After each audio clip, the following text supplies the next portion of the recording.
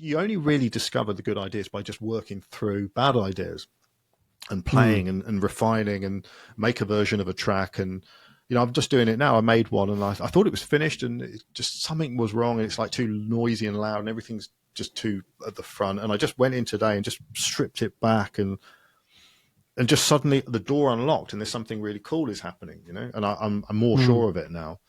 And you don't get that if you just have like surges of working really intensely for like a week and then you just don't do anything for 2 weeks. You get that from just continually doing like a little bit. Hi there.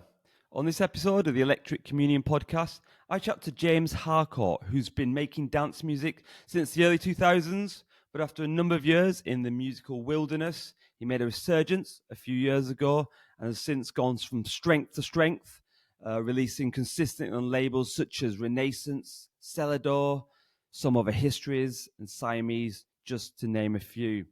James is refreshingly vocal about the scene, and he talks in this episode about the challenges he's faced, the mistakes he's made, which led him to come back even more focused. And he offers up some sage advice for anyone out there making electronic music. We also talk about the current state of the scene and his views on what the future of dance music will look like with the evolution of AI technology thrown into the mix. As always, your feedback and support means everything to me and the continuation of this podcast. Please follow the Instagram handle at electric_communion if you're not already doing so. And don't forget to like, comment, and share with anyone who else you think will enjoy these conversations. This podcast was always first and foremost a passion project for me rather than something I might benefit from financially. However, in order to continually strive to create the very best content, there are, of course, a number of monthly outgoings. And so if you do enjoy this podcast and would like to make a donation to its upkeeping, that would be hugely appreciated. If you do wish to donate, hit the PayPal link in my Instagram bio, or if you're watching on YouTube, you'll find the link below. I can't thank you enough. Right, let's get into the chat.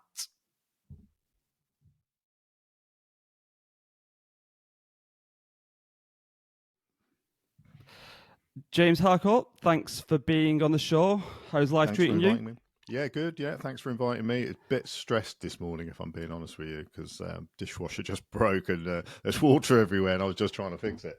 But we were out of the immediate problem. But yeah, other than that, everything is cool. Good, and I can relate to that. As I was just saying to you before we hit the record button, I was having all sorts of internet connection problems, etc. But hopefully everything's good now. So this is an episode of First on the podcast. First of all, we're recording this at 9 a.m. on the 12th of April, 2024. It's the earliest I've ever recorded a podcast. But more importantly, we're doing this via a piece of online software called Riverside, which is basically a fancier Zoom, which podcasters and journalists use, better video and sound quality, as well as packed with lots of editing features. So hopefully this will be the first Electric Communion podcast you'll be able to watch for that live experience, if that kind of thing floats your boat. And if it does, head over to my YouTube channel, links in my bio at the Instagram handle at electric_communion. Apparently it's what all the cool young kids want to do. So who am I to argue? James, for those listeners out there who may not be familiar with you as an artist, could you just give a little summary before we get into the finer details about, who you are and kind of the sounds you create? Yeah. I mean, do you want the short version? There's a long version. Yeah, let's go for the short version, because then we'll get into the nitty-gritty as we go on. Yeah, so I've sort of been producing music since 2001, but I didn't really know what I was doing. It was half-hearted, but I did have a record come out.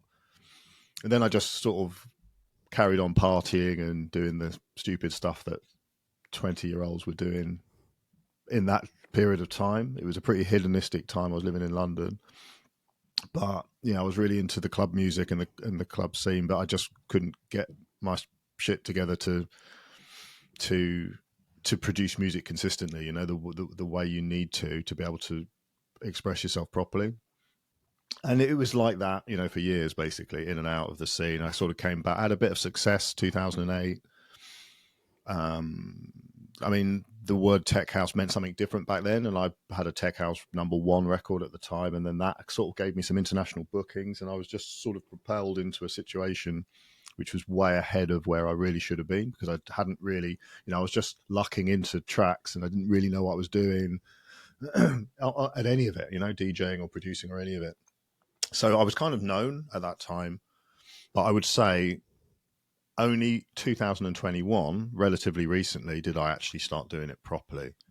So 2006, 7, I had a bit of success, or 8, I think it was. And then it just sort of went down, got distracted, family, just music became somehow less important, but I knew it was something that was missing from my life. So like 2020, really, but then in 21, I ramped it up.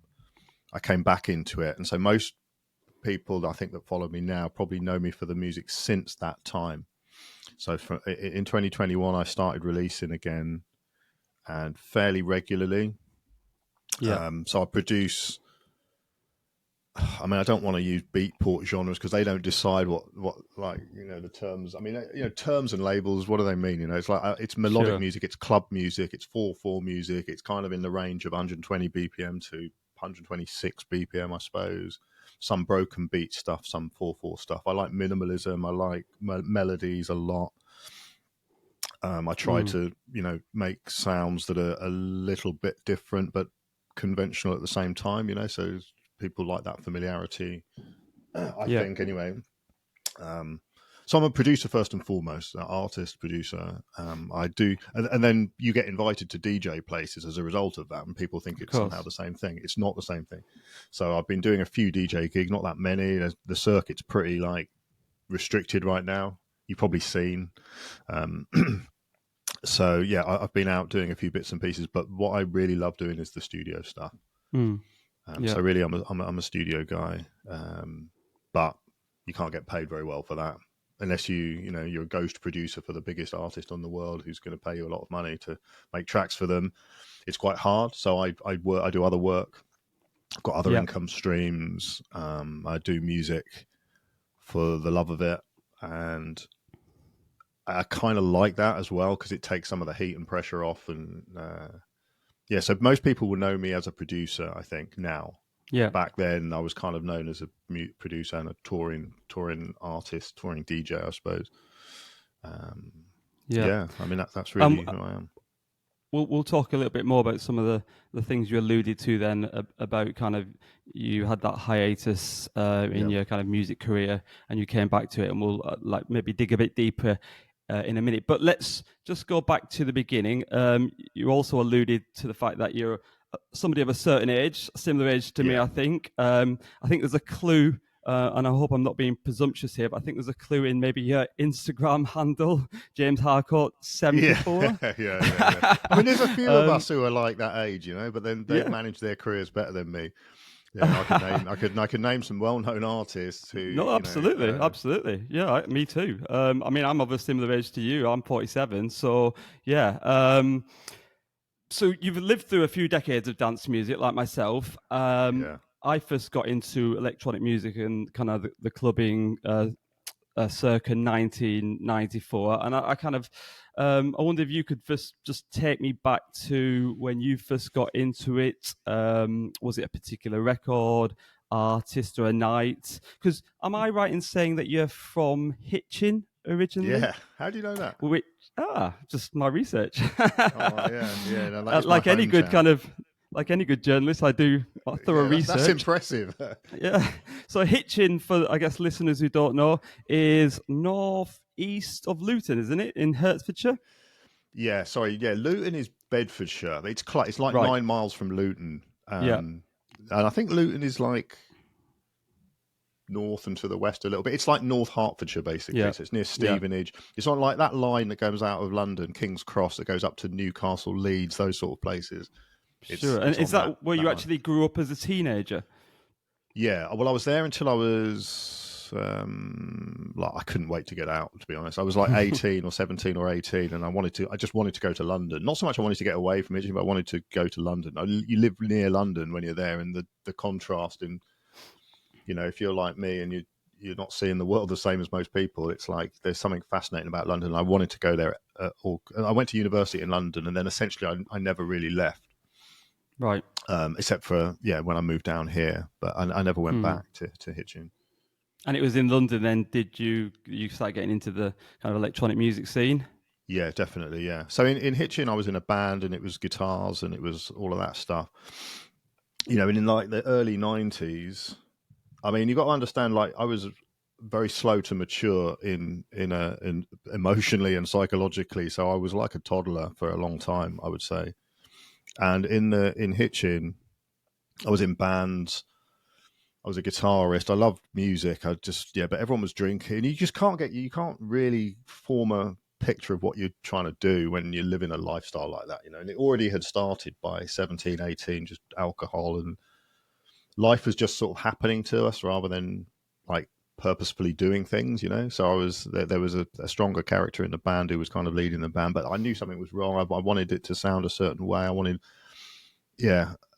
you can't control four people when you're in a band, right? So I started to get frustrated with the band thing, but I love music and I love What did you do? I played the guitar, lead guitar, bit of backing vocals. So we had guitar, we had a singer, we had a drummer, we had a bass player. And I was obsessed with music back even then, but it was not electronic music. Well, it was a little bit Art of Noise, New Order, those sorts of things. I was interested in that, but that wouldn't make you popular at school. At school, it has to be like indie and Soup Dragons and the Wonder stuff and all of these sorts. And some of it I liked, but some of it I just didn't like it. And everyone liked it. It was like it's your identity. You've got to be a Wonder stuff person with the hair and all that stuff. I just didn't give a shit about the image and the scene and there's just certain sounds that resonate and certain vibes that resonate. And if I'm just completely on my own, dressed completely differently to everyone else, I just don't care. I want to experience what I want to experience. And there was a band around at that time called the New Bars that made an impact on me, which I really liked. And, there was a band called Suede that got going around 1992 in London that I really got into. Suede? Suede, yeah. So it was a bit later. Yeah. Sorry, yeah. We're talking like teenagers, aren't we? So in the 80s, it was like gothic stuff. I liked Sisters of Mercy, I should say, and gothic. Sisters of Mercy, The Mission, some of that stuff. But I also liked electro. There was a series of albums by a bloke called Morgan Khan, like the first mix albums, I suppose, I listened to, and they were called Street Sounds Electro. A lot of people of that era will know them. And there was like particularly numbers 1, 2, 3, 4, 5. There was one called Electro Crucial 1 and 2, and there's classic music on there. Like Al Narfish, Hashim. There was Nucleus, which is this guy Jerry Calise Jr., who I loved. They were using Juno 106s and playing. There's some of that influence now in what I do, I would say. Sure. So yeah, that was my first thing, but that wasn't clubs and it wasn't that stuff. It was just like digging for music. I liked a bit of early electro before it became kind of hip hop. When it turned into just like rare grooves and old tracks with rhyming on it, I lost interest. I was into the melodies and the vibes, that you create with synthesizers from very, very early. Synthesizers and guitars, like Sisters of Mercy. I still love the artwork on those old, records. And Body and Soul, that's the Sisters of Mercy record. No one will probably make that connection, but that's what I was thinking about when I named that track. The music's not the same, but the thoughts are the same. Right. So yes, that stuff had that era had a profound impact. I think now I'm talking to you, I'm starting to understand it. But yeah, but the club thing you asked about when I first started getting into that. So I moved to London. I was at university in London for 3 years, and that was a difficult time. I was like, everyone around me seemed to be like adults, and I just felt like a 5-year-old or something there. I was just, everyone goes through their life in a different way, right? And everyone was drinking and doing all this stuff, and I was like not doing it. And then I started trying to do it to fit in, and then I was doing it way too much. And that was the beginning of I suppose like turbulent period.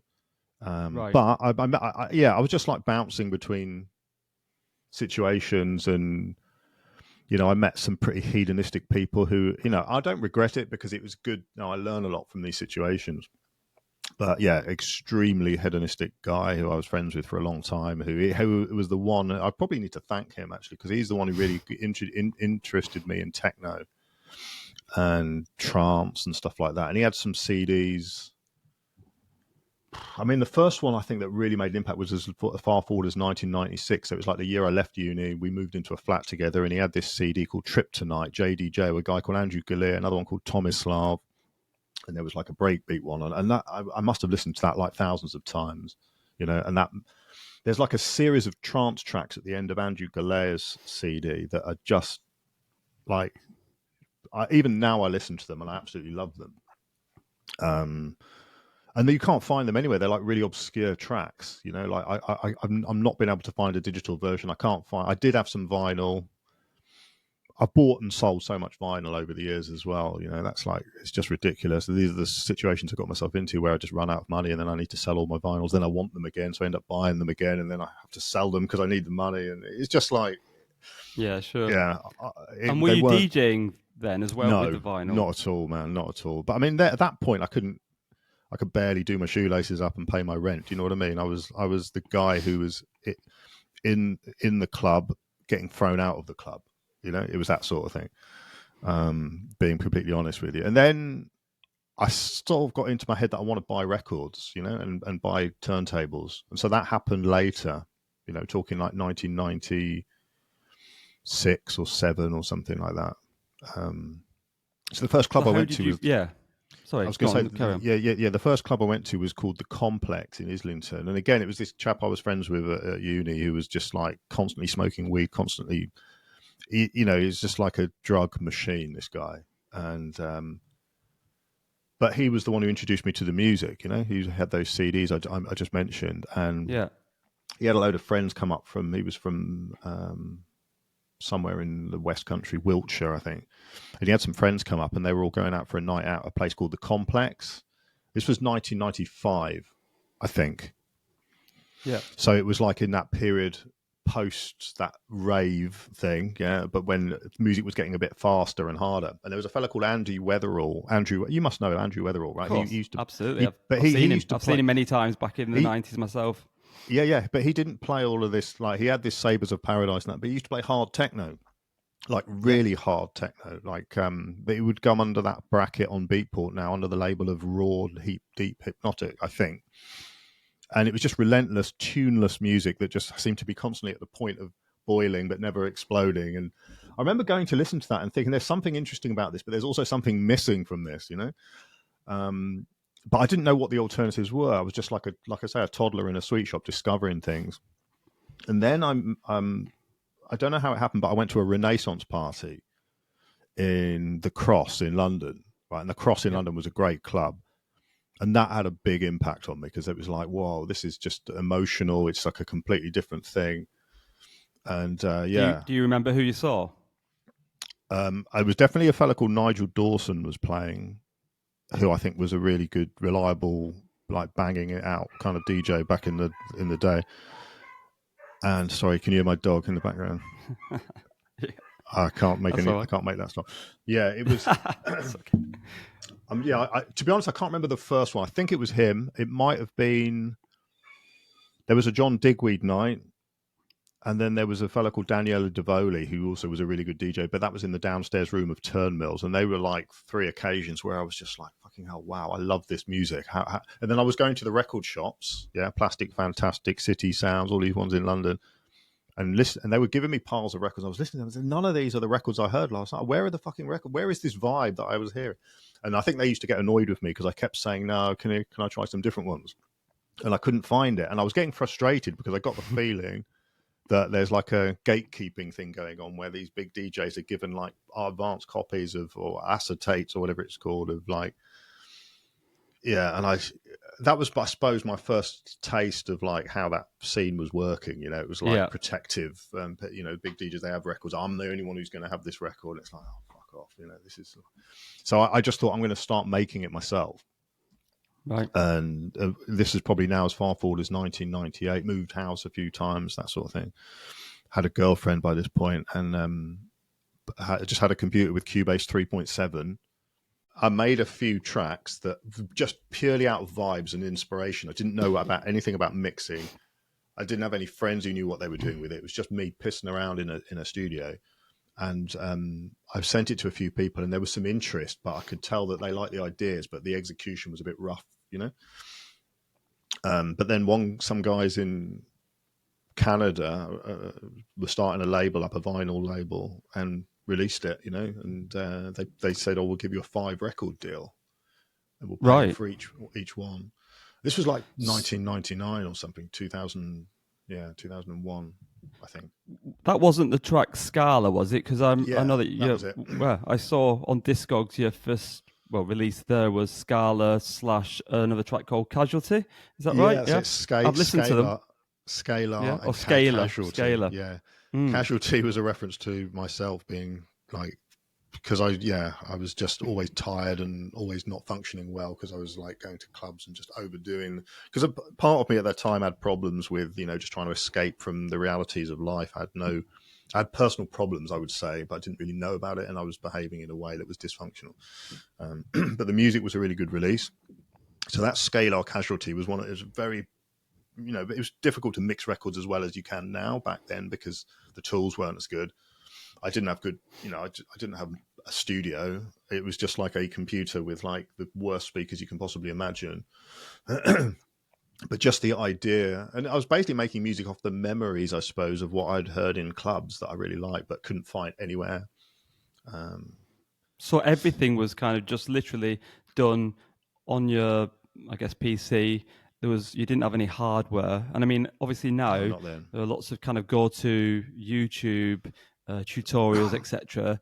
But back then there wouldn't have been. So you were literally tinkering. Did you know anybody else who, you know, used Cubase, was into electronic music production as well at the time? No, not at all. At that early stage, when I made those records, I didn't know anybody. And when I sent it out, that's when I started to get to know people, you know, because some people, there was 1 or 2 people were interested. They could hear something in the ideas, and they contacted me. And we had a few conversations. I think I was reading some magazines at the time. There was Computer Music, I think, was around at the time. It was like dial-up modem almost back then. There wasn't even broadband, I don't think. Yeah, it was. And I was in a room. I just had a baby, so I was in a room, and I was restricted as to how much I could work and stuff like that. It's difficult to remember all of it, but sure, that was the beginning of the production. But then, like I say, it all turned a bit sour because I made this record and then I couldn't make anything else that was any good. And I was forcing it. And then the record label was saying, "Oh, you need to make something that sounds like this. You need to make something that sounds like that." And then as soon as you start listening to that takes you way off course because you're trying to make something to please someone else. And so I just got confused and lost and didn't make another record for 5 years or something. I was dabbling. I saw that you had the studio trying to make stuff, not getting anywhere, giving up, for then going out and getting obliterated every weekend, and just like life was just passing by like that, you know. Yeah, because I saw you had some releases, like you say, maybe a few years down the line on labels such as Baroque and Twisted Frequencies. Is that right? Yeah, Baroque. Yeah, there was something on Baroque, wasn't there? Oh man, I can't really remember. This is going back so far. Sure. Yeah, Twisted Frequency was my label. I started that in 2005. Right. Because I wanted to come back to music around 2005, 2006, I think it was. And I was making slightly better music, particularly at the beginning. There was a fresh surge of it. There was like the scene had changed a bit. You know, I loved that period at the late 90s. And then it just sort of it went a bit wrong, you know, because there was the trance music became very formulaized, and guys like Armin van Buuren and I can't remember the names of them, but there's a bunch of Tiesto. That was it. These guys sort of came along with a sound that's very polished, like a kind of Dutch trance sound, and it moved away from the kind of the thing that was interesting to me, and also because it was very big and there was Gatecrasher, and it was like, you know, big money kind of clubbing, if you like. That created a negative counterculture of people who wanted to make the opposite. I'm not having a drum roll in my track. I'm only going to have tribal drums and huge tailing reverbs. And I hated that as well. That was really boring, negative inspired music, you know, where you're thinking more about what you're not doing than what you are doing. And I the scene just started to turn me off. And I mean, there were some DJs still playing good music at that time. Hernan Catania, for instance. Like, I went to see him in I think it was 2003, which was in the midst of one of the most boring periods, I thought, in terms of what was coming out. But he just played great. He always finds the really good stuff. I guess people send it to him. And I remember having a conversation with him in the Cross, and he said to me, there will always be cool underground clubs for cool music, regardless of what's in your face, you know, when you go into the record shops or what the bigger names are playing and stuff like that. Which got me thinking as well that maybe you just got to search a bit more and just not look at face value at because sometimes it's easy to look at like what Beatport or other record shops have got front and center and think that that's what everyone is doing and should be doing. You know, it's easy just to become a follower in that. In that regard, but I just kind of had the attitude of giving up. I just didn't, you know, I was disappointed more than often when I was going to the clubs with what I was hearing. The tracks that everyone was buzzing about, I found quite boring, you know? Yeah. It's interesting that you talk about that period and some of the music you just mentioned, because I read a post that you made on Threads, which, and I quote, you said, the current on-trend big room melodic techno sound is way better than the EDM of 10 years ago. And then you go on to say that there's something exciting about it, whereas EDM was completely detached from art, childish, and devoid of subtlety and emotion. You don't mince your words. That was me. But I mean, I take it from that comment. Do you feel that where we are at the moment, music is in a good place, electronic music? I mean, if we just say the music and nothing else, so not the culture around it, not what people wear, not the like how people behave at the parties, not what the parties look like, not how big the parties are, not how much money is involved. If we just detach all that and it's just the sounds, like we close your eyes and listen to the sounds, I think it's in quite a good place. There's a lot of amazing music around. And even some of that big room EDM of the, the kind of afterlife kind of sound, or not even afterlife. It's more like just like a melodic techno, that classic sort of sound. Even that, the reason I said that's better than the EDM, because the old EDM was really templatey and formularized, and it didn't have a lot of depth, and every sound was up front, and it was just loud, and I never heard one track from that era that I thought had some merit, you know, and I heard a lot of it. Even there was a really big one, Martin Garrix's Animals. Remember that one? Huge track. No. And even that, to me, just kind of sounded like, it just reminded me of something Eric Prydz, I think, or someone like that had already done, but obviously done in that kind of the big room EDM format. But it was music aimed at, and the people admit it, they'll say it's music that was aimed at kids basically who've outgrown it, and that's why that music didn't last and no one makes it anymore. And people say this melodic techno is the new EDM, as in it's that sort of music happening again. It isn't. It's a lot better and a lot more artistic and a lot more interesting, in my opinion. The copies aren't, you know, like the cheap Amazon Basics copy, so to speak, where people are just cloning it for trying to get a quick rise up the ladder. That's not good. But that's not good ever in any genre. You know, there's always copycats just like picking the number one record of the time or the biggest record and trying to make their own version of it, but they haven't quite discovered their own sound enough yet to be able to do that. So that it ends up just sounding like a copy. And all producers have fallen into that trap. I've fallen into it, where you just try and make something else, and then it's always just like a shitty version of the original one.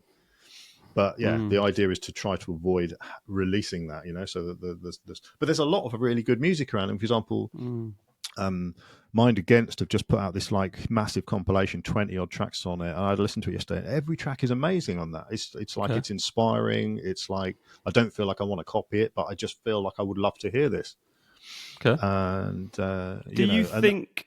Is it fair to say that the Berlin labels Innovisions and the label bosses Dixon and Arm can take a lot of credit for this current trend? Because it just seems like the influence is very far-reaching these days. I'm not sure about Dixon and Arm, to be honest. I think they are influential on a lot of music, though. I would say like I mean, there's certain people who I think have just had a huge influence on almost like a whole generation, and Macioplex is one of them, just because of his sound design and his like drum work and stuff like that. I think a lot of people are influenced by that. I mean, yeah, the Dixon and Arm thing, you know, that Arm song, Reg, was it called Reg? Very Reg, big track. Yep. You do hear a lot of tracks that sound like, not just that, but like stuff from that period.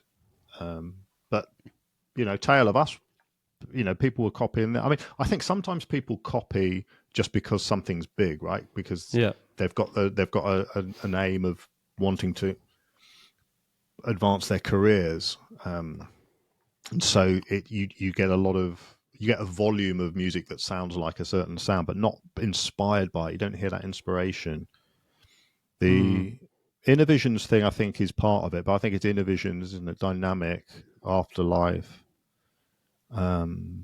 These labels really are the big labels of the last 10 years. Absolutely. Before that, it felt like everyone was trying to make music to please or to fit into the sets of the big DJs from before. I mean, that's a natural thing. I think there's very big DJs. They've got a certain sound. People love the sound, and producers will almost naturally fall into this kind of pattern of unconsciously trying to make music, imagining where it will fit in that person's set, you know, which I think is a really dangerous thing. You have to try and detach from that, and you have to not think for 1 second, you know, oh, would it fit in blah blah's set? Yeah, sure. Can I imagine so and so playing it? It's really dangerous for creativity, in my opinion. But maybe I would. Yeah. In answer to your question, I'm not as sure it's just them. Yeah, I mean, you talked about the music. You felt the music overall is in a good place at the moment. But what about the scene? And you did allude then to maybe not liking certain aspects. I mean, I've read a lot.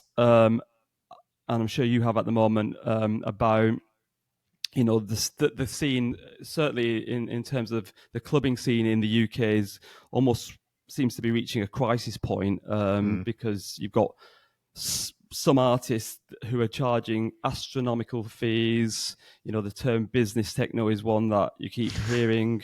I'm sure you're familiar with it. Then you've got stuff like club landlords raising rents, you know, some of which, of course, is not their fault. It's to do with the whole cost of living crisis, but in turn, that's causing many promoters to go out of business. I mean, is the outlook for the future of the UK club scene one of doom and gloom, do you think? It's really difficult to answer that. I mean, number one, I've never been so much a scene person. You know, I'm in a bubble to a large degree, but you know, I see what goes on around me. I was out on it, on the scene. I think my honest opinion, and it's only an opinion, is people have less money and people are more health conscious these days. Young people, like my generation, supposedly, or our generation, Generation X, I think it's referred to, had this kind of no abandon, fuck it, we're all going to get pissed. Everyone's in, you know, rebellion sort of culture, you know, where it seemed it was almost like fashionable to you know, smoke too many cigarettes and drink too much alcohol and take too many drugs and then stay awake all night and then again the next. You know, the young people today aren't like that. They care about how they look. Back in the day, I didn't know anyone went to the gym. Now everyone goes to the gym. You know, people look after themselves. So I think that goes against a little bit this idea of staying awake all night and raving. You know, I honestly believe there's an element of that. But having said that, I think, you know, this UK scene, anyway, certainly talking about the UK, has happened once. You can't just have the same thing happen again. It has to happen in a different form. And I think the evolution of that seems to be, I mean, again, this is just based on Instagram, so I don't think it's anything, you know, the evolution of that seems to be very big shows in very big venues with very high ceilings and amazing visuals and a lot of investment and a lot of money going into it, which just excludes a lot of people, right? And a local promoter in a small town, it just simply isn't going to be able to do that, are they? Where are they going to come up with the money and the resources to be able to make that happen? So the idea of just like going back to warehouse raves, I mean, this is a difficult subject to collate my thoughts in a logical way, but one thing I read a lot is people who equate it to like a class war. And I think sometimes I'm skeptical of those people's opinions because it's like there's an anger inside, a resentment about where they've ended up in life, and this becomes a convenient projection surface for that, so I get confused when I read that. But there definitely is a more of a high end VIP, if you like, element to the scene, where the fees are very big, the venues are very plush, and what's left is just people. What seems to me to be a lot of people scratching around for very few spots for very low fees and that kind of thing, Well, again, it's really interesting that you say this, because the next question I was going to ask you goes back to that phrase business techno. Often people use it in seemingly kind of disparaging way, but then when I kind of dug a little deeper myself to look at different people's viewpoints as to its actual meaning, where some people use it to say, oh, that artist or those artists are selling out, then others feel that actually no, it's a sign of success, and it's being used in a negative way by those who basically maybe jealous. I think there is, if it's not jealous, it's like inadequacy by contrast, so to speak, where you're looking at what someone else has, and then it makes you feel like you don't have very much or aren't worth very much, and then that creates a kind of denial stroke anger type thing, and then people start abusing each other. So it seems to me that there are two reasons why people like yourself are so committed to making tracks these days, when there's so little money to be made from the actual track itself. First of all, it's a labor of love. You're passionate about the music. It's like a work of art. You put a lot of effort into making the tracks, and I guess it's all worthwhile when you see people react to it in hopefully a positive way on the dance floor.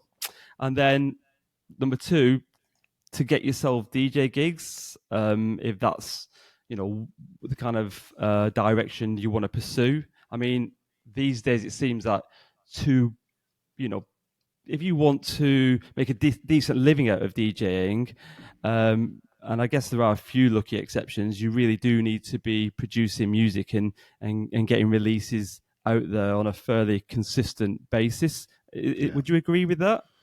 Yeah. I mean, that was always the case.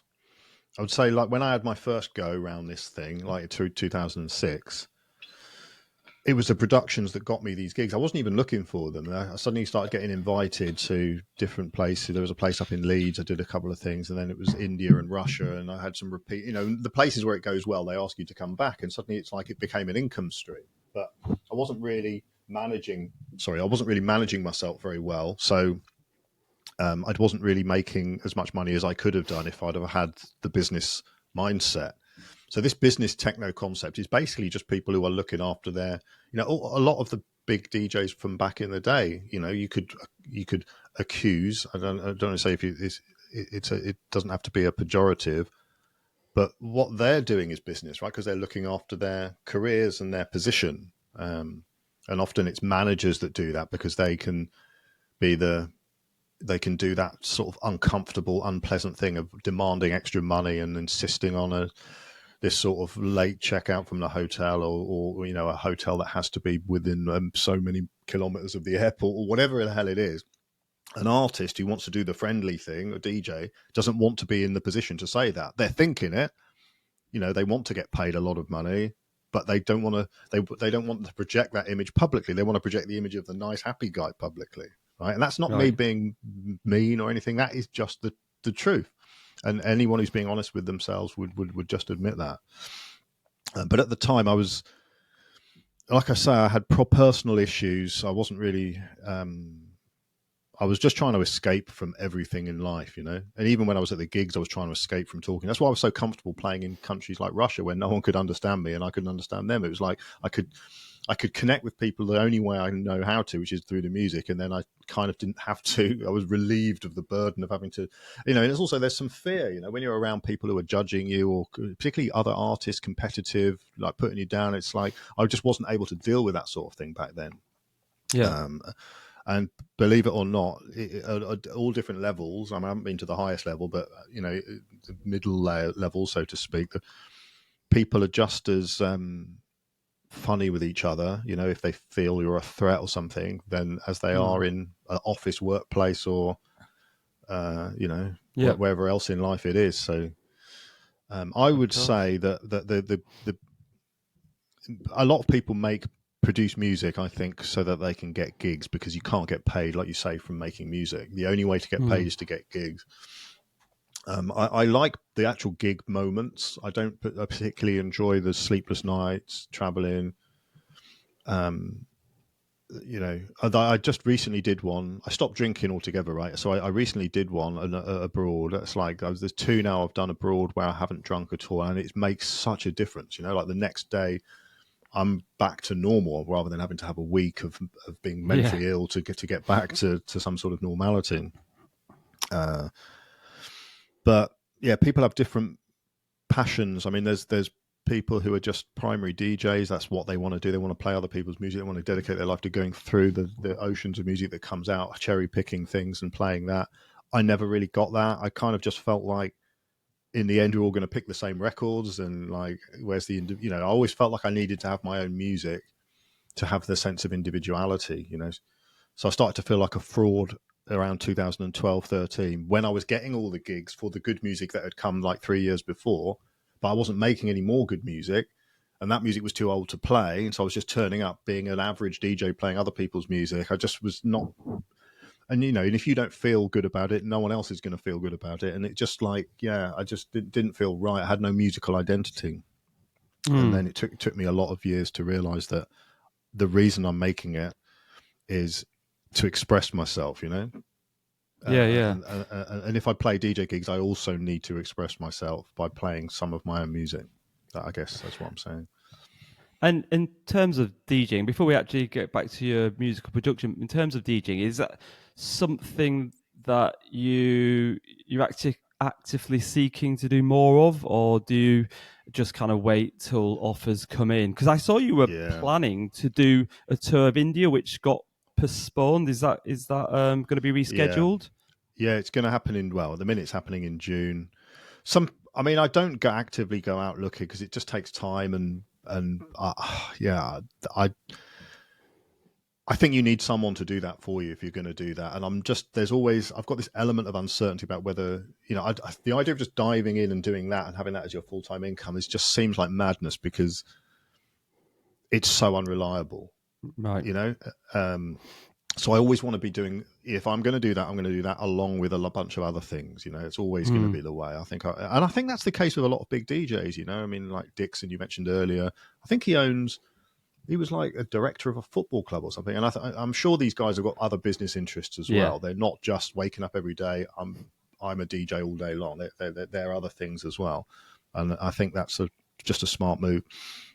But so, for example, the India thing, I can't say everything about it, but it was just, dealing with a local promoter in the area, and he was having some personal difficulties, and one of the nights cancelled, and it had to be all three for it to be financially viable for him.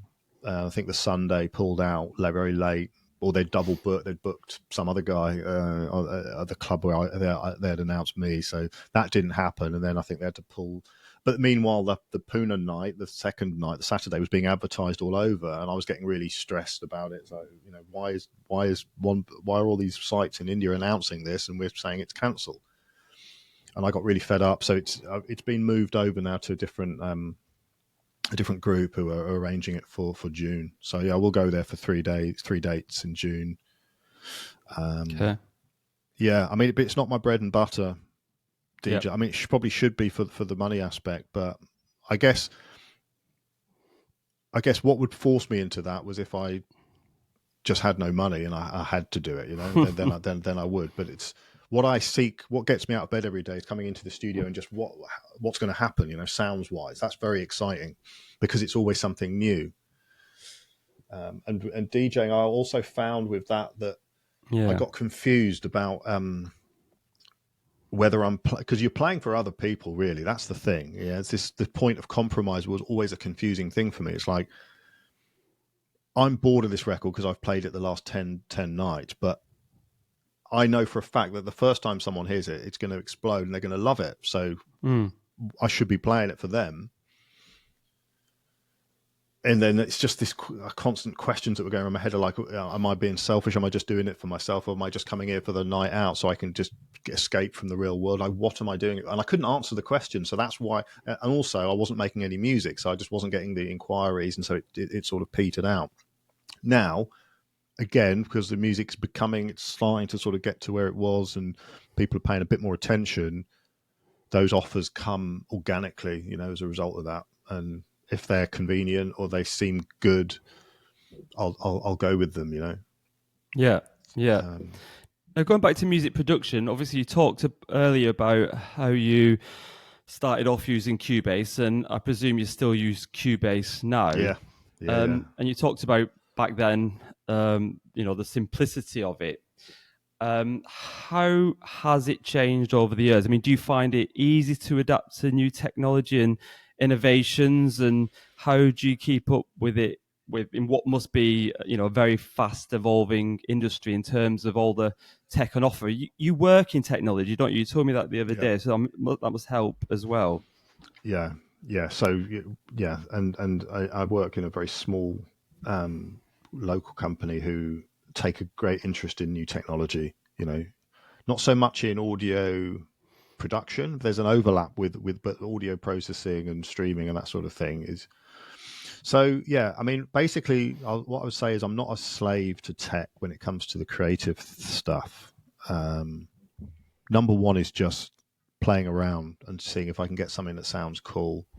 I have separate sessions where I'll learn something new, and I'll make sure that every couple of weeks or something. When, for example, I've just got the new Cubase, I'm going to set some time aside on Saturday just to go through the new features, totally outside of creative session, and then in sessions I'll just randomly use something and just see it. It might work, it might not. But yeah, every now and again it's good just to inject something new, or a new plugin or a new technique or something, because it just freshens things up and then can sometimes give you a direction of inspiration.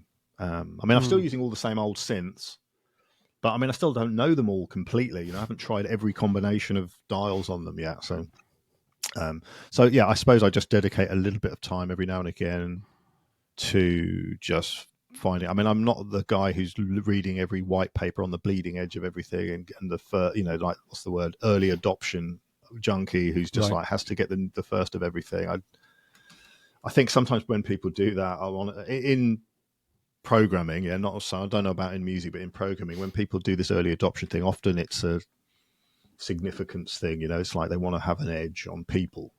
It's based around that. Some people do it because they love it and they're just interested and curious. Some people do it because it just means it's not doing real work. It's just always researching something new, rather than using the tools to create something. I think with music, I've got that mindset that I want to just bring in little bits here and there. I'm not bothered if there's something new that I'm not aware of, I'm aware of AI. I know roughly how to use, like the pseudo and la to strip out. But I won't go in there and try to make sure I'm an expert on it. I'll just have an idea one day. Wouldn't it sound cool if this vocal from blah blah was in here? Maybe I'll go and use la AI to strip that vocal out, chop a bit out, and see if I can use it. It's like that. Yeah. Now, as it happened, I saw you give your opinion the other day on Facebook in reaction to something the artist, I think Marino Canal, had said about creating vocals with AI. I didn't see their original post, but can you tell us a little bit more about what you were saying for the benefit of the listeners and me, because I didn't completely understand it. But what's your overall view of the future of dance music and its relationship with AI? Yeah. Okay. So, I don't know. I can give an opinion on that because I think it's an emotive one. Marino is a very seriously talented guy, and we've all heard his music over the years. It's amazing. But he did a rare post from him where it's like his face doing a video, and he was like, I can't believe, if you don't think AI is going to come and take your jobs, watch this video. And so he gave us a little demo of him using Suno. I think it is Suno.ai or Sudo.ai. Suno, I think. I think it's Suno. Yeah, I think you said Suno. And he typed in some lyrics and said, make a track of this type. And it was impressive, I've got to be honest. Like the vocal modeling, I was like, wow. And then he posted about it, and then lots of people, it's like a big topic and everyone's got something to say about it. But that made me think, I don't have this. I suppose I'm not full time in music. If you're earning music full time from production, I guess you could feel threatened by something like that, because it's like, oh, is it going to be able just to do what I do? But if your thing is like he's a creative guy who pushes the envelope and creates fresh sounding stuff each time. He's not like formula producer. If you're a formula producer, you're in trouble, because I think it's going to just do what you do, but probably better in the end when they refine it. But if you're a boundary pusher and you're trying to create new cool things, how is it going to know that it's pushing the envelope? How it's all modeled, isn't it, on something else? And the point I was trying to make was it can clone the human left brain. Yeah, this one. Yeah. Which is the whole kind of learning and just all the shit that's just not creative, but it's all about copying and pattern recognition and replicating and logic, and you could get really complicated with that, but no matter how complicated you get with that, it will never be that kind of unconscious right side of the brain stuff, which is just like, you can't explain it or model it. It's, in my opinion, right?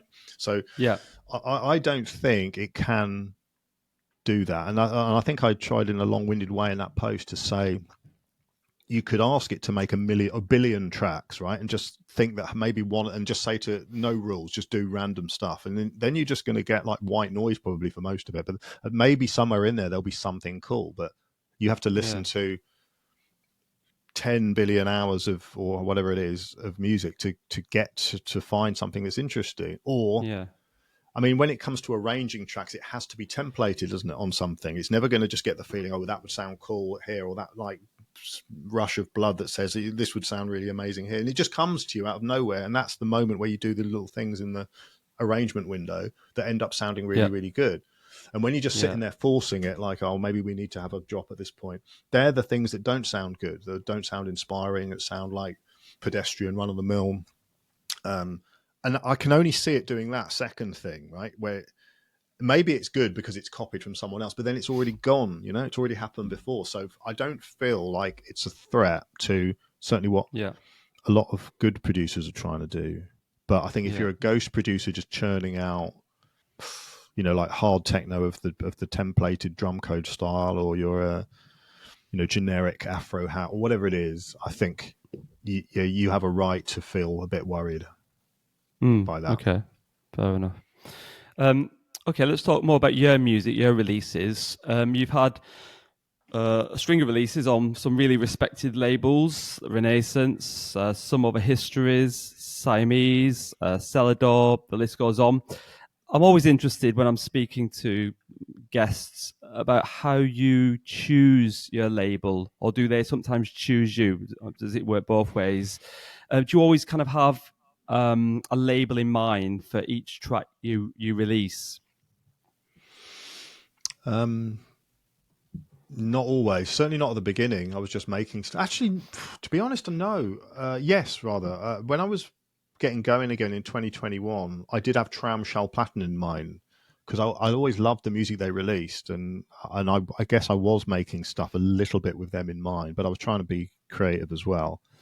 But beyond then, it was more about who will listen, who do I have a relationship with. For example, Selador, I've kind of known those guys for a long time. I sent them demos during my wilderness years that were just no good. But then when I came back, it seemed to fit. The stuff I was doing around that time seemed to fit with where their label was. So I suppose I was making it, and then it just, as you approach the end of the production, it like the label suggests itself. It can be difficult actually when you're making something. It's like, I can't see what label would take this. That you want to keep that question out of your head, because that can be a demotivator. I've got that a bit at the minute. It's like, oh, well, it's too linear for blah blah, but yet it's too melodic for so and so, and it's too, it's never going to go with this one or Innovisions or any of the little labels that are like mini Innovisions. There's a few of them around. And that can be confusing. But then what I tend to do is just stick with it, and in the end just send it to all of them and just see what they say.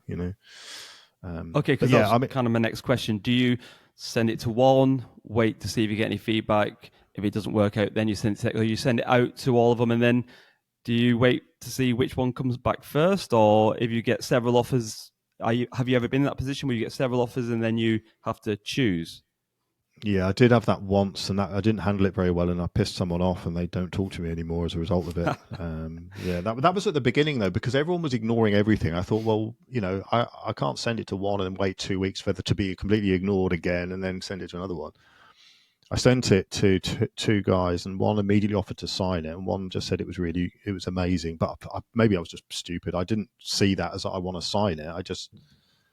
So I signed it to the other one, and then first guy got upset, and I kind of understand where he was coming from. And yeah, sorry if you're watching, but that was just poor management of what I was doing. But now it's like I'll show it to. I mean, the people I've never been with before and who generally ignore me, I might try the really big labels. I might just send it to them and just see if they get back. But if they don't get back within a week or two, I'll just move on.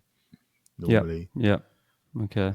I mean, still quite difficult to get your stuff heard. Even I think that's the case for even some really big people who've had strings of releases can have that situation. So, like people, it's not just a case of you just send it to everyone and everyone immediately gives you a yes or no. Sometimes you get nothing. Sometimes you get something in between. It's like, oh, we're interested. They play it a few times and then suddenly they're not playing it, and you don't hear a definitive no. So you're just in limbo. That happens. Everything happens. Sure. Okay. Let's talk about your recent release, Body and Soul. It's your second release, isn't it, on the duo Adriatic Siamese label? What's the story behind that track? How did it end up on the compilation, the VA anthology? What is it? VII, which is Roman numeral 7. Yeah. Yeah. It's they had that one at ADE last year. I made it just after, actually. I think they'd pretty much knocked back an EP that I'd made. In retrospect, it was the right thing. I've done better stuff since, but I did that track, and I thought there was something in it because Sasha was interested in that one as well, but didn't express interest in signing it immediately, but downloaded it and was asking for another copy of it and stuff, and he just simply won't do that with most tracks. So I thought that this one is probably quite interesting. But then the Adriatic guys didn't get back for quite a while. But then I got some videos of them playing it, and more recent, I think it was at the New Year. They said, "Yeah, beautiful track. We want to put it out on a compilation." And I've got mixed feelings about putting tracks out on compilations, because I sometimes think they can get lost because you're surrounded by a lot of other tracks, and you know what it's like. I mean, if I go and look at a compilation, I always want to think I want to pick my favorite one and buy that one. It's not often that you just buy the whole lot for some reason. It's like a psychological thing.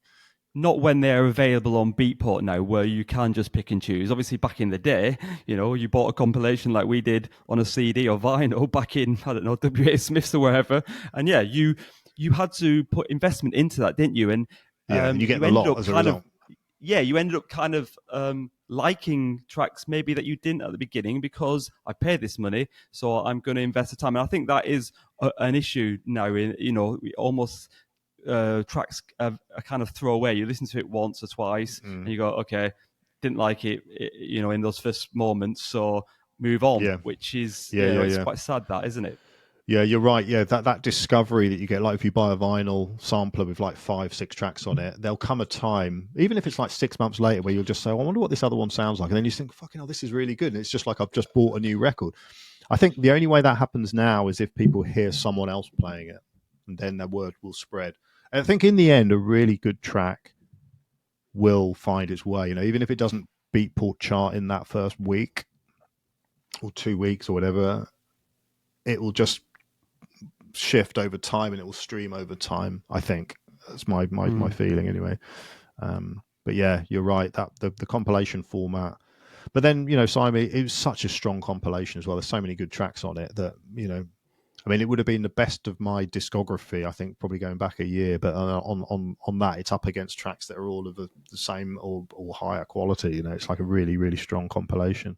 So it's great to be on it. It's great to have their support. I'm going to try to do more EPs than compilation placements, though, generally.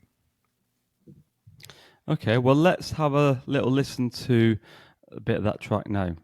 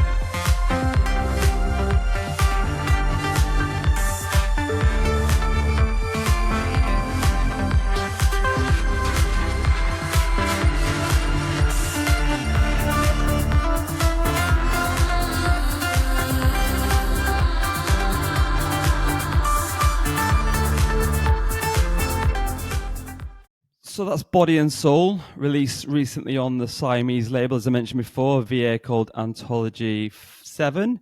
And I should add, if you're interested to find out more about how James created that track, then head over to his Instagram page to see him doing a recent talk through, breaking down the track. Seems like everyone's doing that now, James, isn't it? Doing those kind of walkthroughs. Yeah. I mean, they've been going on for a while. I mean, I like, they're really popular, so that's why I do them every now and again when I can find a 2 hours. It does take the minute. The thing is 2 minutes long, right, or 2.5 minutes, 3 minutes long, but it takes like 2 hours to do it. Right. And most of that is the editing software, because I'm quite fumbly with that. I'm not really an expert with video editing, but it's all in, like shooting to thing, it takes 2 hours. I'm going to try and get that down, but I think people like it. They like to just have that little window into how you're working, and then with 2.5 minutes, it works for the Instagram algorithm. Plus, it invites people in for a deeper dive on. Like, I do some online courses as well through Teachable, the Teachable platform, because I do like to help people with their productions. I do some feedback sessions on Echo, which is a platform where people send demos, and I listen to them and record a video like from here, and I have with a screen share, and I kind of walk through the track and talk through my thoughts and things that could be better, and weak points, strong points, that sort of thing. Yep. I like doing that. Yeah, no, I saw that you did that, and I was going to ask you about that later, the Akayo. You say it's kind of a way of giving something back to the dance community. Was that something that you wished you had more of when you were starting out? People listen to your stuff and giving you feedback? Yeah, I mean, I'll be honest. It was a problem with me. I just felt like I didn't need to listen to anyone else. There was an element of that, as well as, I just didn't really engage with other people very much. I felt like it's just my journey. I just need to find my way. Otherwise, my ideas will be coloured by someone else's input or something. I don't know what the thing. It was like an ego thing. I don't know, but it was pretty stupid. And really, when YouTube became a thing, right, and then you could just look at how other producers work, particularly out of the genre, that's really, really like eye-opening when you look at how other mix engineers or producers work. That you can just learn so much from that, and there's so much of it out there. Like just Steinberg, the Cubase tutorials, where people are just walking through certain features and freestyling, and it's just I just never opened myself up to that before. I just thought, I didn't bother reading the manuals. I'm just going to go in there and just muck around until I can make something. Like, it wasn't the smartest approach to it in retrospect. But And don't you offer tutorials on something called 09 Academy? Is that something that you've started yourself?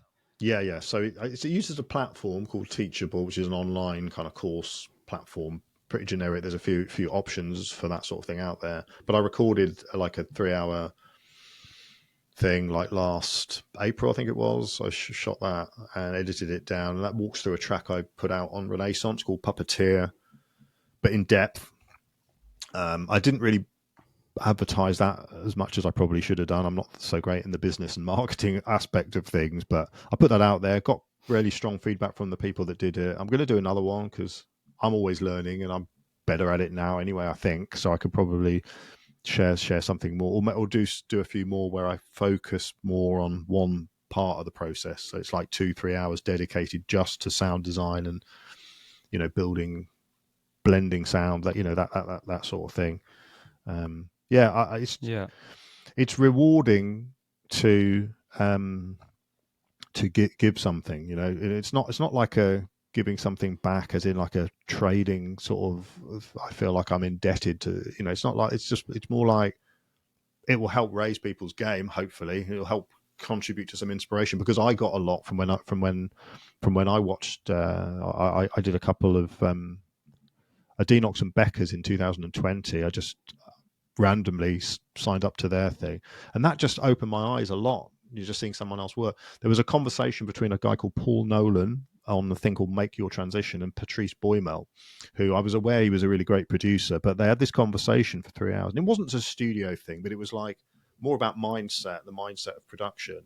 And that made a big impact on me as well, listening to his thoughts and his ideas about, about conventionality and I mean, I can't remember the exact details of the conversation, but he was basically talking about the discipline to work at music and work through bad spells, the discipline to work. I say discipline, it's only discipline for like the first couple of weeks. Then you get used to it and it's not discipline. And I don't need discipline to get up at 5 or 6 every day and record music. It's just part of who it's almost like muscle memory and I love doing it.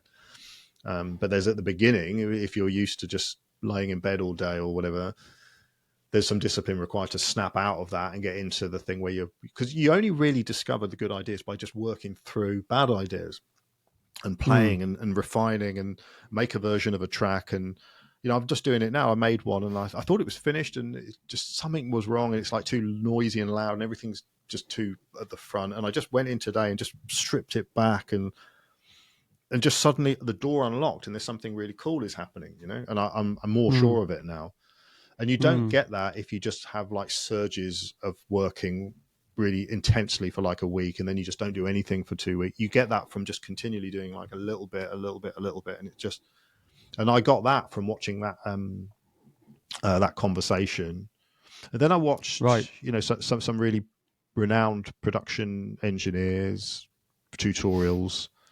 I can't remember their names now. Some American, just different guys, and you just watch some of their. Some of it's free, it's YouTube content. Some of it's paid, but it all just it all helps so much. Yeah.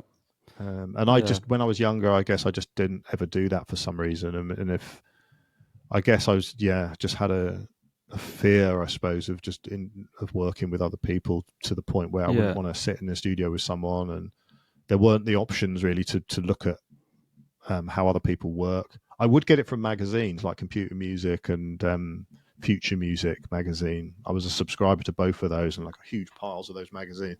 And they'd have like an interview where they visit someone's studio, and I was absolutely fascinated by that. I remember them going to Nathan Fake, that producer.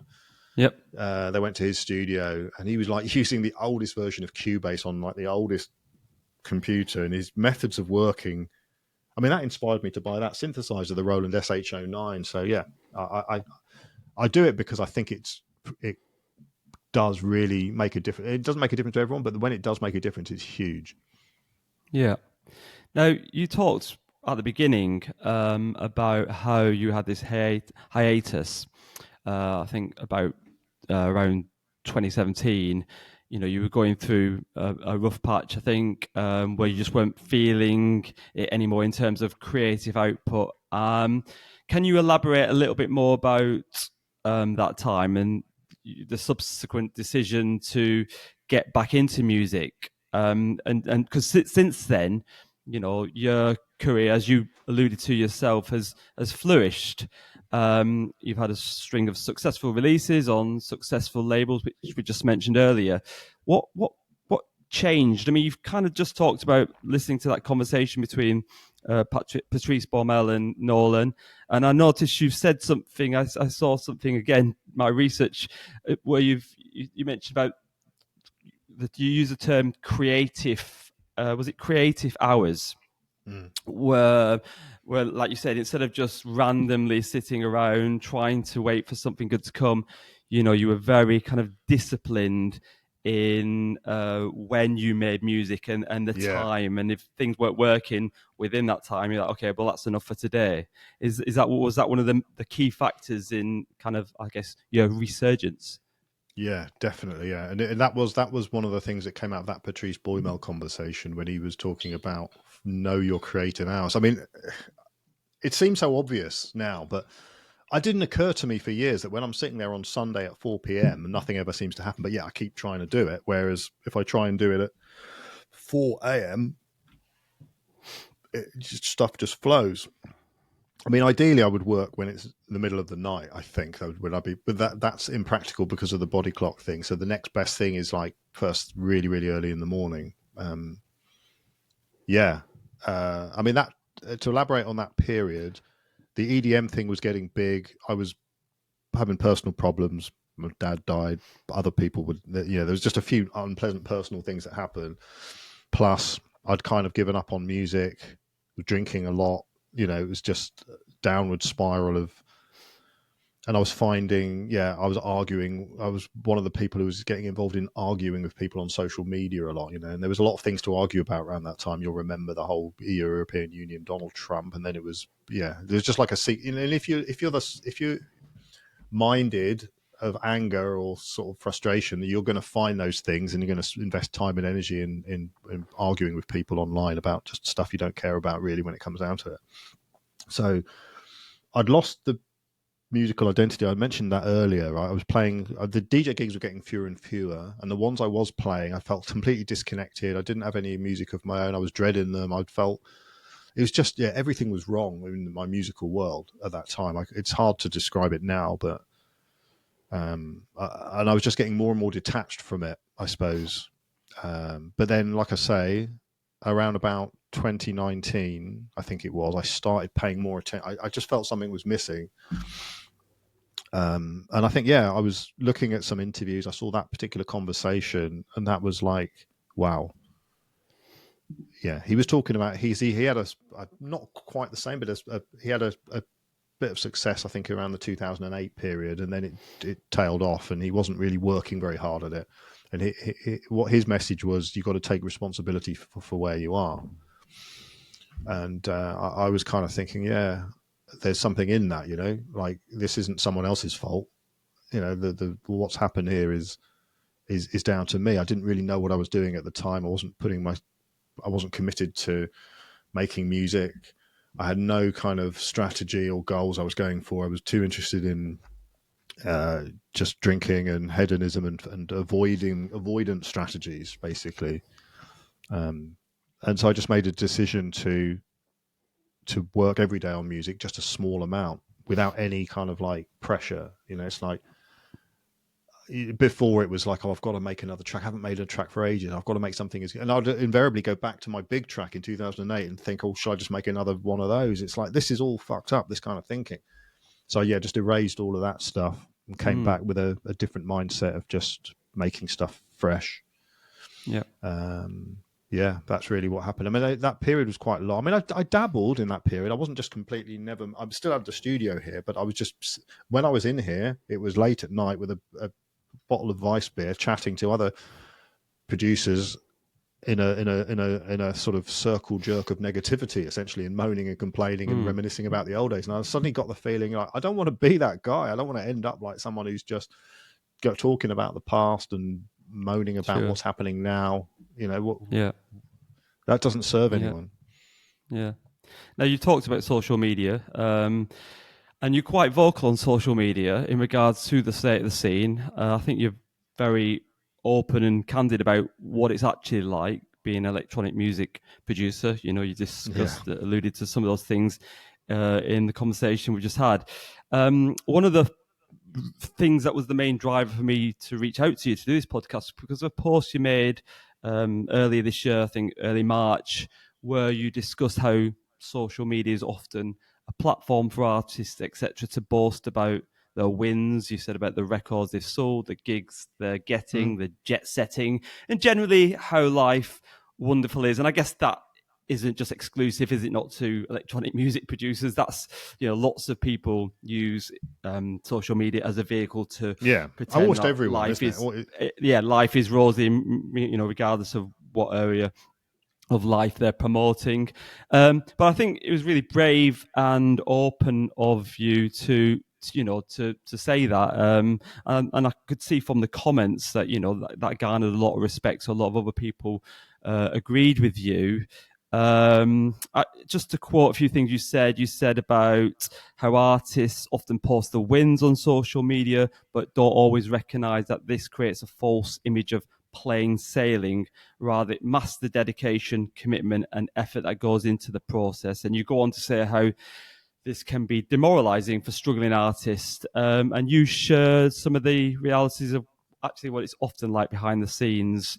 You talk about the fact that you get up at 5 o'clock every morning. And, sometimes you dedicate 6, sometimes 7. Well, early though, very early. I think most would agree. You also talk about how by 2021 you'd created 305 tracks, but only 55 of them have been signed, which equates to about 1 in 5. I mean, what was it that kind of made you want to like speak out and tell the truth? Did you feel that just there wasn't enough of it out there? Yeah, I think there's a general, like, no, I don't want to just say everyone's dishonest, but I think people, I mean, social media is, it's like PR, isn't it now? You know, it's like put your best face forward, which is good, but sometimes it just needs to, I just felt like there needs to be a reality, because even I'm saying, oh, my new record's out, I've just had this record signed. But I'm never talking about the ones that don't get signed and all the other stuff. And then that sometimes can attract resentment from people. You can feel it sometimes. No, I don't get too much of it. I'm not big enough to get, you know when you're big because you're getting a lot of hate, right? And I don't get a huge amount of it yet, but maybe I will. Hopefully not. After this podcast. Yeah, after this podcast, yeah. But the whole thing of like just pretending just makes me think of packaged pop stars, where you're hiding something. It's like, I don't know. I suppose I'm not doing it because I'm trying to blow the lid off and expose people or something. It's just to like give it's almost like letting a little bit air out of this inflated bag, just to just to kind of prove that there's work that goes into it. It's not just pure luck, and it's not just you just wake up in the morning and you get signed and then you get paid a lot of. I mean, I'm hardly playing any gigs. I'm making tons of. If anything, it's what I've said is probably demoralizing, right? Because people will say, "God, he's done all of that, and look where he is." Yeah. He's not actually he's not at this top table with all of these other guys getting 25,000 euros a show, that sort of thing. So, but I think people will appreciate that, because that is the reality. But it might also make people think. It might make people think, well, why should I bother? And I don't want that either. That's down to the fact that I don't play the other game. You do have to play the other game, which is the business and marketing game, and you have to invest in that. And I think that involves recruiting people and paying people. I mean, I couldn't say all of that. You need to keep these posts focused, so they take on one topic. I might do another one about the business tech. I did a business techno post before on Facebook, by the way. That was very. Did you dig that one out? No, I didn't dig that one. No, a few years ago. Yeah, I damn. It attracted too many people. It was like thousands. It went viral almost. It's like, wow. I can't remember what the topic was. I think it was. Oh yeah, it was like I basically said I've had a peek behind the curtain, and I'm amazed at some of what goes on. And it was like a 5-point thing. It was a bit baity, but it was like ghost producers, as in like people who just pay for tracks. They don't even go into the studio. They literally just hand over some cash, listen to a set of tracks, pick one like you're picking off the shelf in a store, and then release it under their own name. And for me, that's like that. I mean, I don't mind it. Like, if someone isn't hands-on, doesn't know how to produce, but loves music and goes in the studio with someone and they make the track, they put their name on it with mutual agreement with the producer, right? I don't have a problem with that. That's some people don't even like that. They have a go at that. They say, "Oh, it's cheating. It's not real."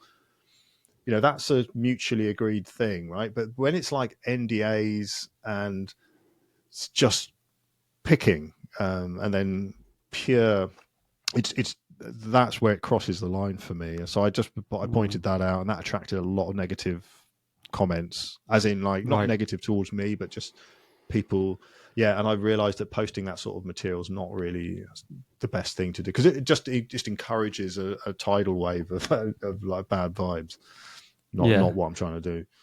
Well, talking about controversy, I mean, out of pure intrigue, I must bring up a post I saw that you made a few months ago where you said occasionally you get the urge to publicly blow the lid off some of the activity that goes on at the upper end of the melodic techno world, but then you remember it's a cheap distraction for what really matters, so you get back to what you do best. Without naming names, are you able to elaborate a little bit on that? Give us a bit of juicy gossip. I shouldn't really. I mean, everything happens, doesn't it? And it happens in all walks of life. And the only times when I feel like doing that are times when I'm veering off my path, because my path isn't to moan and bitch about what other people are doing. It's to do what I'm doing. And I recommend everybody tries to stick on that path of what they should be doing, stuff that serves them and their families and people close to them, not moaning and complaining about it. Just doesn't achieve anything other than just temporarily making the person feel better, but then you just go back to feeling shitty again, and then you have to moan again. It's like there's nothing coming out of it that's positive. So I actively discourage that now. So no, fair I'm enough. not saying it. No, I mean, to be honest, I think that obviously you didn't name names, but I think most of us, again, and it's not just to do with the dance music industry, but I think most of us know these things happen, don't they? It's not really any news to people, but it's always interesting to get the gossip, isn't it? Now, I've seen you offer up some very sage advice on the likes of Instagram and Threads for those people who are new to producing. And I know that there's a lot of listeners out there of this podcast who are making music, new to music, some people, some of them have been doing it for some time.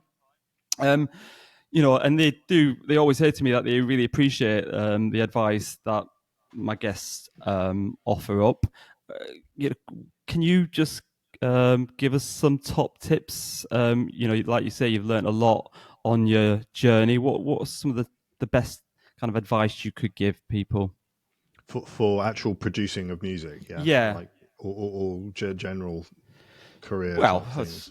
My career advice probably isn't going to be the greatest, because my own career hasn't been the greatest. It's been up and down and up and down. It looks like, but you've learned a lot, as you said, from those kind of challenges and those mistakes, haven't you? Yeah. So, I mean, what I would say is have some idea of. I'd say the number one tip for music production is don't make music to please other people. That has to be the number one, because I fell into that trap, and it's the most damaging thing. It just definitely will cause you to crash. If not immediately, it's a trajectory that will just take you down. And the second thing is to keep at it. And I can't make a succinct version of this, but this one's really important. It's like, at those moments when it doesn't feel like a good idea is coming out, just know it that this is part of getting to a good idea, because they come in like just a sequence, and the series contains shitty things, and there'll be a period where you've made like 4 or 5 tracks and they were nearly there, but then you're just not quite convinced. And at that moment where it's just like, I can't be bothered to do another one, that's when the really good one will come. This is obviously once you've got proficient with the software and stuff like that. So basically stick at it. Don't go at it hammer and tongs for like all week, all day, and then be too tired to do it again. Do a small amount and then detach from it, for the rest of your day. And that in the end gives better results. You get more output. Yeah. Okay. Thank you. And how do you relax outside of music producing? Am I right in thinking that you're a bit of an avid chess player? I play 1 minute games of chess on chess.com, but only Right. 1 minute games because everyone cheats online with chess with the longer games. Well, not everyone, but a lot of people do. It's like yeah. But I play 1 minute, and I love the fact that it stimulates the brain. It's quick. I can do it like when I'm in between tasks. Like if I'm exporting a project and it takes like 7 minutes, I'll go and play 2 online games of 1 minute chess in that time, and it kills the time and it keeps my brain like super active. Yeah, so I do like that. I'm not very good, but How do you play yeah. 1 minute chess? I mean, I'm not So each particular player fan of gets chess. each player gets 1 minute on their clock. The clock starts. Each person has a clock, right? So it counts down from 60 seconds. And so if you're white, you move first, and it starts on 60, 59, 58. And if you're sitting there thinking, it's going down and down. Then you move. Then your clock stops, and the other one starts for them to make their move. Then it goes back and forth, and Right. whoever checkmates wins. But whoever's clock goes to zero first loses. So it's like a balance between thinking quickly. I mean, some people try the strategy of just moving the pieces as quickly as they can, and that always loses if you know what you're doing. But then if you've got to keep your eye on the clock so you can. When you get to the end, you've got to get to a point where you can. Yeah, it's. People think it's not proper chess, but it is. It's actually really cool format. But I'm not an expert at it. No. Right. Um, what's up next then? You have an upcoming remix, which we're going to play a snippet of in a minute. What can you tell us about that, first of all? This is the fabrication one, yeah. This liminal Yep. place, yeah. So that Yep. one is an Australian producer called Fabrication, who got in touch with me. I think I heard a demo of his or something, and I really liked it. And he said, we'd like to remix this track, and he sent over this track.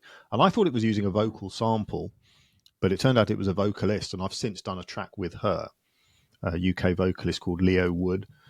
And he sent over this track, and I did a breakbeat version, and it was a bit different to the one I think you've got. And he was happy with it. This was ages ago. And how did it develop? And then I just sort of felt that it was like lacking a bit of beef, so I kind of reworked the drums and gave it like an 808, sort of almost like an electro drums feel.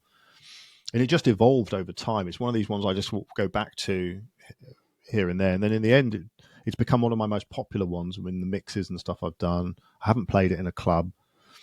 I didn't play it. There's a lot I didn't play the last gig I played, which is kind of annoying. I just didn't think to play them. I should have done. But this one has proven really popular, and then he got it signed, both the original and the remix, to Siona, this label, which is owned by Miss Monique, who's like a female progressive DJ. It's I'm quite familiar with them, popular. yeah. So that comes out, I believe, in May. And I've since worked with the vocalist. So yeah, it's great how these things happen. Like if you just keep working as well. This is the other piece. I'm jumping back to the advice thing. Like other top tips is just if you just continually work and don't be afraid to send your stuff out.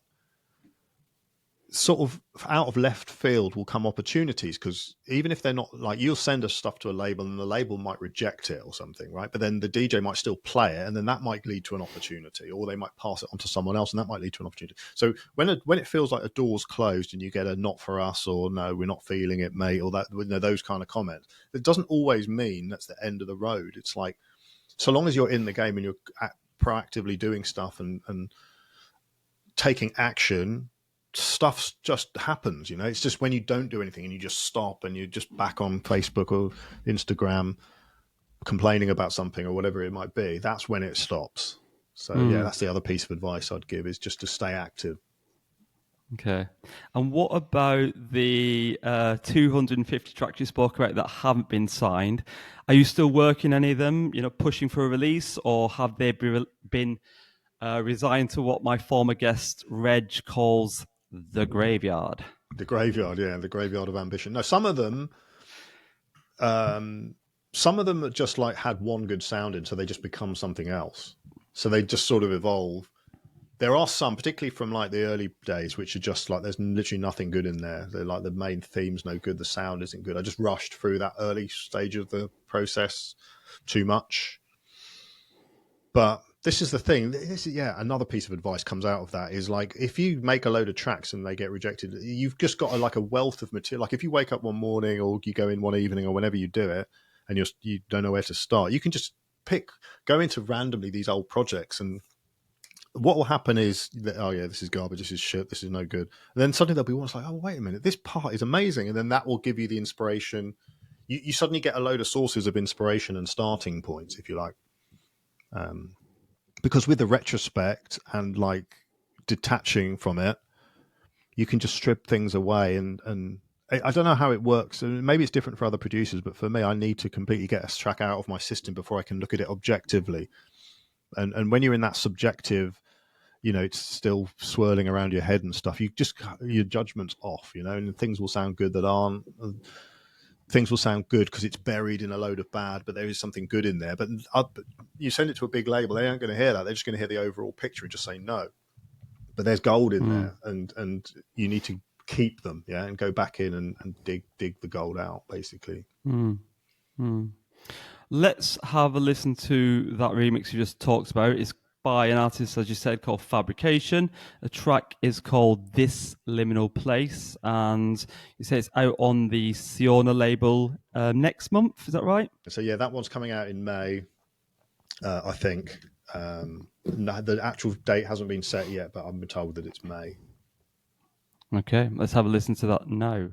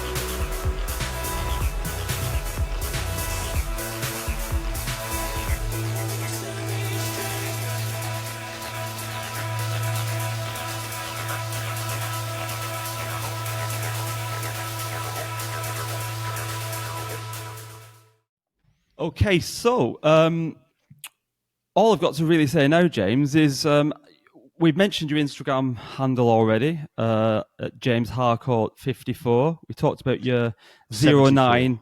74.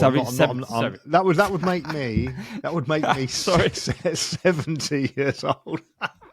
I meant 74, of course. Yeah, James Harcourt 74. My apologies. To be honest, I'm going to be making music when I'm 70. I'm not joking. Yeah. I probably will. Hopefully. Why not? Might not have drums in it by then. But yeah. We mentioned your 09 Academy, which I actually yesterday noticed you do have an Instagram handle for that, don't you? Yeah, just for the mix series, because I've literally just started it. I don't know where I'm going to take it. It might become a label, it might not. But yeah, I just needed a place to put my monthly. I do a monthly. It's not a podcast even at the minute. It's just purely on Soundcloud, just to keep it in one place. And it's either a live mix. I put some like sets from Renaissance Party and the Per Festival, and a recent one from Sweden, and then some studio ones as well. and they seem to go down quite well. So I was going to just keep that thing going, and that Instagram page is it's only for that at the moment, but may become for something else. Is there anything else you want to share with listeners as to how they can find out more about you and follow you? You mentioned your SoundCloud page. Do you want to give that a little promo? Yeah, soundcloud.com/James Harcourt. I've organized it into like originals, remixes, like radio mixes, and then the 09 series. So there's like 4 playlists there where you can hear basically all my music since 2021 and like couple from the previous life. I will, of course, add all these links to accompany the chat on all the podcast platforms, so that listeners can follow them. I think that's it, James. Thank you so much. It's been an absolute pleasure to talk to you. It's been like a really insightful and very candid kind of like insight into what it's really like as life as electronic music producer, which was the whole kind of point of this podcast when I started it out. Wish you all the very best with upcoming releases and your tour of India when it finally happens. Yeah, if that happens. I don't want to announce that. We shouldn't be announcing that formally on this, by the way. That's like we've just got the date of the week. The weekend is in the diary. 2 of the nights are sorted, right. I think, but okay, can't announce it yet. Sure. Okay, that's fine. And hopefully we'll meet up in person soon. Because I didn't say at the beginning, but you actually only live about 8 miles north of Brighton, where I am in Burgess Hill. So hopefully we can meet up for a cup of coffee or whatever. Whatever floats your boat. Not beer. Not beer. I stopped drinking. Did I mention I stopped drinking? You did mention that. Yeah. No, I did process that. But thank you very much. Cool. Thanks, Richard. No worries.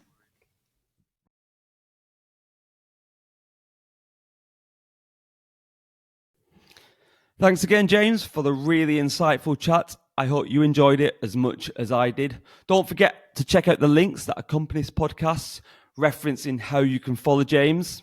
For future updates about this podcast, don't forget to follow the Instagram account at electric_communion.